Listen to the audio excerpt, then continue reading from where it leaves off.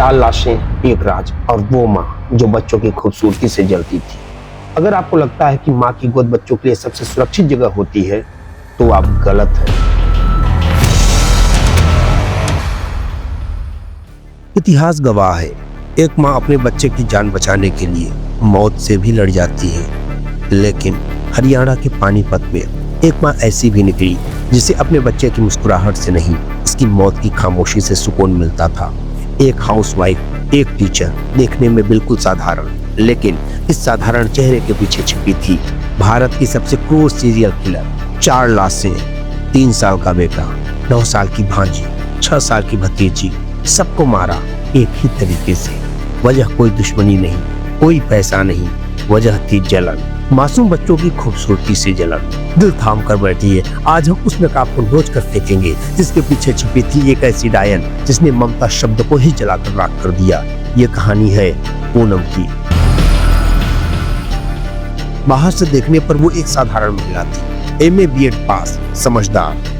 2019 में जब उसकी शादी नवीन से हुई तो सब खुश थे, ससुराल वाले भी और मायके वाले भी। लेकिन पूनम के अंदर एक तूफान था जो किसी को दिखाई नहीं देता। मेरा रंग सांवला है, मेरी नाक भी ठीक नहीं है। उसे देखो, मेरी भाभी को ड्रेसिंग टेबल के सामने खड़ी रहती, घंटों बस खुद को निहारती रहती। वह सोचती थी मेरा रंग सांवला क्यों है, मैं सुंदर क्यों नहीं हूँ। उसे लगता था कि दुनिया में बाकी लोग उससे बहुत सुंदर है, लेकिन वह उतनी सुंदर नहीं है जितना कि होना चाहिए। वह गोरी क्यों नहीं है। यही हीन भावना उसके नस नस में जहर खोल रही थी। उसे लगा था कि शायद शादी के बाद सब कुछ ठीक हो जाएगा। उसने बेटे शुभम को जन्म दिया तो पूनम की उम्मीद टूट गई, क्योंकि उसे लगता था कि शायद उसका बच्चा सुंदर होगा, वह गोरा होगा। लेकिन कुदरत का नियम है, बच्चा माँ बाप पर ही जाता है। शुभम का रंग भी सांवला था, वो बिल्कुल पूनम जैसा दिखता था। एक माँ अपने बच्चे में अपनी परछाई देखती है तो खुश होती है, लेकिन पूनम ने जब शुभम को देखा तो उसे उससे नफरत हो गई।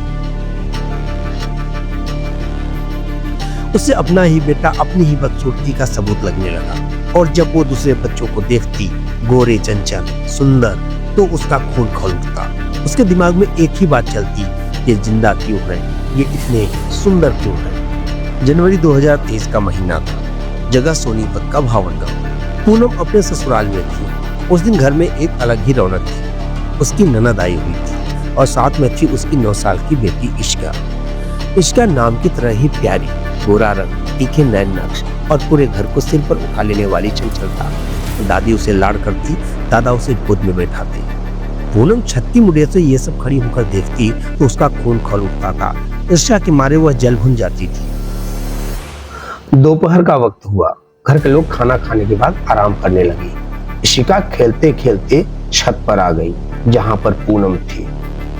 इशिका को क्या पता था कि मामी के रूप में वहां मौत का इंतजार कर रही है।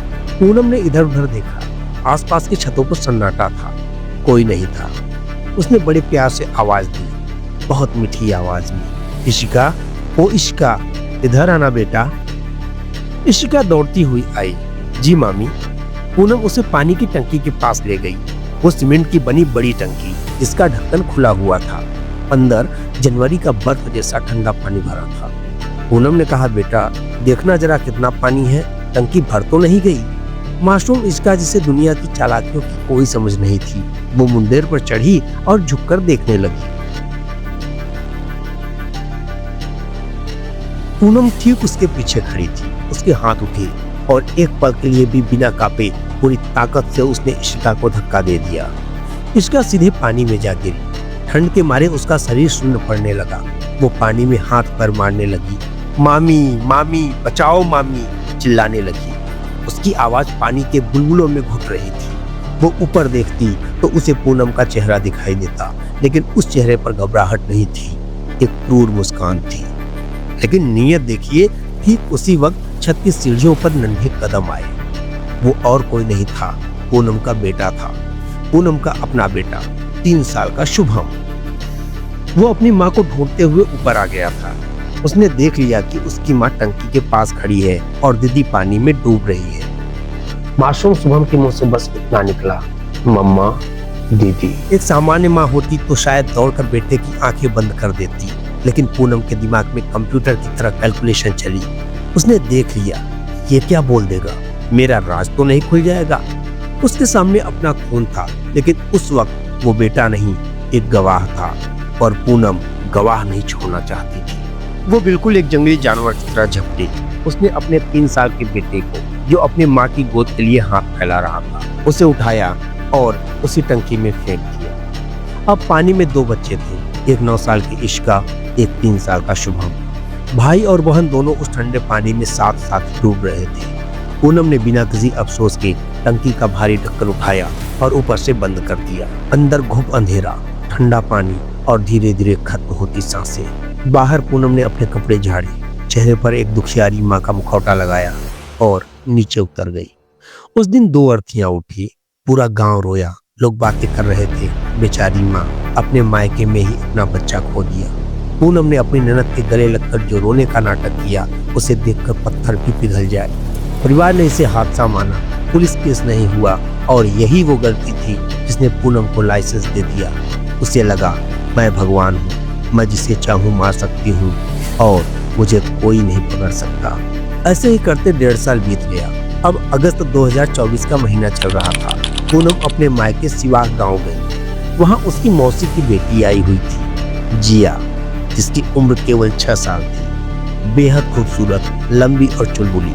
पूनम को उसकी मुस्कुराहट चुभती थी। उस दिन जिया आंगन में खेल रही थी। पास ही कपड़े धोने वाला एक बड़ा टब भरा था। पूनम ने मौका देखा और उसके अंदर का शैतान जाग उठा। उसने प्यार से पूनम को बुलाया, जिया, ओ गुड़िया, आओ तुम्हारे बाल धो दूं। उसने जिया को बुलाया और उसका सिर टब में डुबो दिया। जिया ने बचने की बहुत कोशिश की।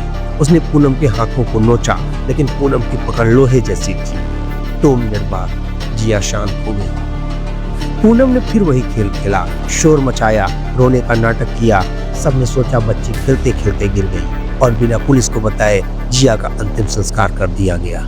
2 बार 2 कत्ल, और पूनम आजाद थी। उसका हौसला अब 7वें आसमान पर था। उसे लगता था कि उससे कोई नहीं पकड़ सकता। वह भगवान है, वो जिसे चाहेगी मार सकती है। वह खुद को शातिर और बहुत टैलेंटेड समझने लगी थी। अब तारीख थी 1 दिसंबर 2025। पानीपत का नौलथा गांव। एक शादी में जश्न चल रहा था, हर तरफ खुशियां थी। वहां आई थी 6 साल की विधि, लाल रंग की फ्रॉक, बालों में प्यारा सा हेयर बैंड। वो बिल्कुल गुड़िया लग रही थी। पूनम की नजरें उस पर किसी गिद्ध की तरह गड़ गई।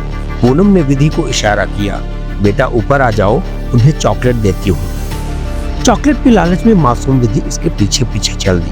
पूनम उसे पहली मंजिल के एक स्टोर रूम में ले गई। वहाँ एक भारी वॉशिंग मशीन टब रखा था, पानी से लबालब। नीचे डीजे पर लोग नाच रहे थे, खुशियां मना रहे थे, और ठीक उनके सिर के ऊपर एक बच्ची मौत से जंग लड़ रही थी। पूनम ने विधि को उठाया और झटके से सिर पानी में डाल दिया। विधि ने बहुत संघर्ष किया, उसके पैर हवा में चले। उसने छटपटाते हुए पूनम के पेट पर लात मारी। तब से पानी बाहर छलका। पूनम के कपड़े गीले हो गए, लेकिन पूनम नहीं रुकी जब तक विधि का शरीर ठंडा नहीं पड़ गया।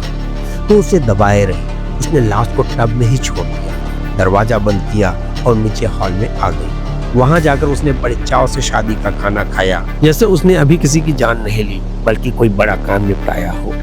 विधि को लोगों ने तलाशना शुरू किया। हर जगह तलाशा, लेकिन विधि कहीं नहीं दिख रही थी। आखिरकार जब वो स्टोर रूम में जाते हैं तो देखते हैं कि विधि औंधे मुंह पानी के टब में गिरी हुई पड़ी हुई है।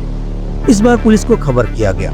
पुलिस मौके पर पहुंची। इंस्पेक्टर की नजरें हर चेहरे को पढ़ रही थी, बारीक से बारीक सुराग को तलाश रही थी। तभी उनकी नजर पूनम पर पड़ी, जो सोफे पर बैठकर रो रही थी या रोने का नाटक कर रही थी। शादी हाल में एसी चल रहा था, किसी को पसीना नहीं था, सबके कपड़े सूखे थे, लेकिन पूनम का कुर्ता, उसकी बाहें और पेट का हिस्सा नीला था। पानी के धब्बे साफ साफ गवाही दे रहे थे। उसके पाप का घड़ा भर चुका था। एक न एक दिन पाप का घड़ा जरूर भरता है, तो उसके भी पाप का घड़ा भर चुका था। इंस्पेक्टर ने देर न करते हुए पूनम को बुलाया और पूछा, मैडम आपके कपड़े गीले कैसे हैं? आप तो यहीं हॉल में बैठी थी ना? पूनम का चेहरा पीला पड़ गया, उसका आत्मविश्वास डगमगा गया। उसने हकलाते हुए कहा, वो मैं पानी पी रही थी तो गिर गया। लेकिन पुलिस समझ चुकी थी कि यह पानी पिया नहीं, पिलाया गया है। पुलिस ने देर न करते हुए पूनम को गाड़ी में बैठाया और लेकर थाने आ गई। थाने का अंधेरा कमरा, सामने टेबल, ऊपर लटकता हुआ बल्ब। पूनम पहले तो इनकार करती रही, मैंने कुछ नहीं किया, मुझे फंसाया जा रहा है। लेकिन जब पुलिस ने सख्ती दिखाई और पुरानी घटनाओं इश्का और जिया की फाइल खोली तो पूनम टूट गई। और जब उसने मुंह खोला तो वहां मौजूद पुलिस वालों के भी रोंगटे खड़े हो गए। उसने रोते हुए नहीं बल्कि एक अजीब सी सनक के साथ कबूल किया, हाँ मैंने मारा है, सबको मैंने मारा है। मुझे नफरत थी उनसे, वो बहुत सुंदर थे, कोरे चिट्टे बनकर घूमते थे, सब उन्हें ही प्यार करते थे।